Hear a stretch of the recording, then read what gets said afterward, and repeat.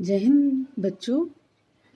Today we will do one more topic of your class 9 chapter 5, that is fundamental unit of life, and this is topic is plastids. So this is cell organelle present in eukaryotic cells, and these plastids, they are present only in plant cells, correct?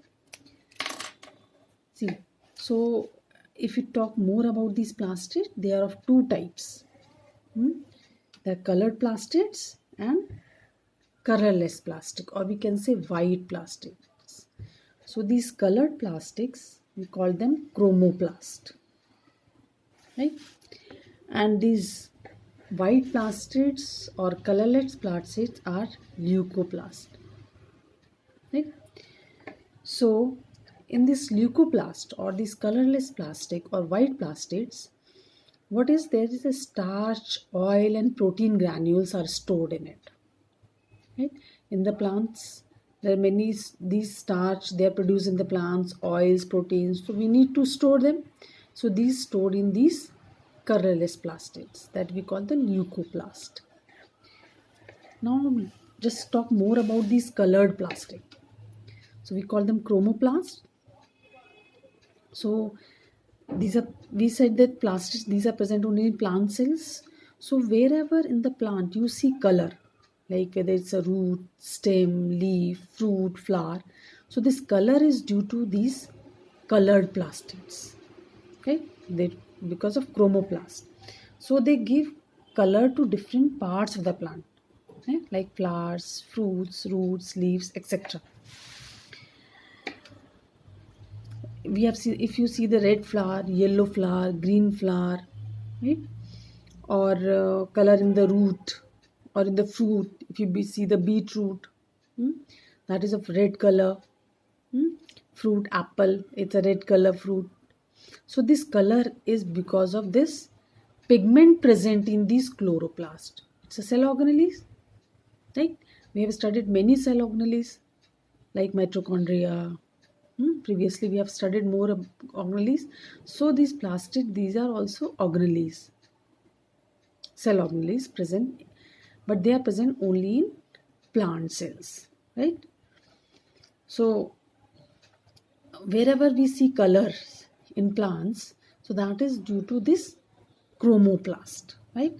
So in this, that pigments are present that give color to that particular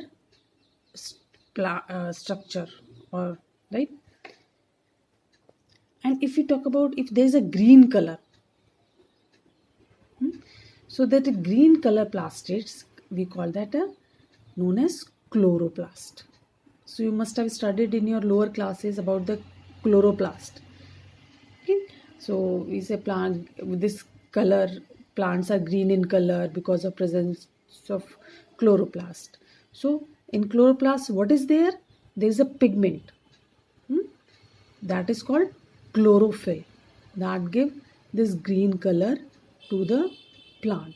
If you have seen green leaves, in some part somewhere the stem is also green in color. So that is because of this plastid, that is chloroplast, and green color is due to that pigment present in that chloroplast, that is this chlorophyll pigment. Okay? So in chloroplast, this chlorophyll is present and it is responsible for capturing the solar energy, right? So as you know, plants, they do photosynthesis and prepare their own food. So how they do it, that we will study in your higher classes. But this, who will capture this solar energy? How they take plants, they take solar energy? This because of this chlorophyll pigment. So these pigments, they have ability to catch the sunlight. Clear? Whole process of photosynthesis is studied in the higher classes, where here we are restricted to the structure only. Right? Structure of the chloroplast, or just about the chloroplast, whether they plastids. So that green color plastid is called chloroplast, and this green color is due to presence of this pigment, we call it chlorophyll. right? And in addition to this chlorophyll, these chloroplasts have various other pigment also, that is yellow pigment or orange pigment, right? They are also responsible for capturing the sunlight. So the chloroplast, they have green pigment, that is chlorophyll, and yellow or orange pigments also, right? So if we study about the structure, how it looks like, so if we study the plastids, right, so it looks like this. It's a double membranous structure. If in the cell, if you see this plastids, if we talk about the plant cell, so you must have drawn in your lower classes, you have studied the plant cell. There you draw center nucleus, then vacuole, center vacuole, then nucleus, then other chloroplast. These are the major organelles, mitochondria. So chloroplast, it looks like this somehow. If we study its rough sketch, so it's a double membranous structure, right? So this is outer membrane and it's an inner membrane, right? And inside this, right, these coin-like structure, or you can say sac-like structure, huh? Like coin, if we keep one coin above the other, huh? So the structure will come like this. So it looks like that there are the one coin above the other, or one sac over the other. This is nothing, it's a membrane. It's a membrane. Inside that, there's a pigments are present. Basically, this is a chlorophyll pigment. Clear? So and these sacs, their number of sacs are kept one above the other, we can say, or number of coins kept one above the other. So it looks like this structure. And it is nothing. It's a membrane. Okay.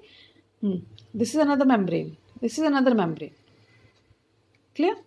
And these all are connected. These are not separated structure.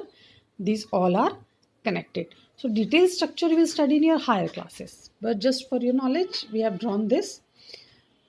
And this structure is present in a semi-gel-like substance. Is it a semi-gel? This is called stroma. Okay? So this area. This is a semi-gel-like substance that we call the stroma. So this is all about the structure of the plastid. Right?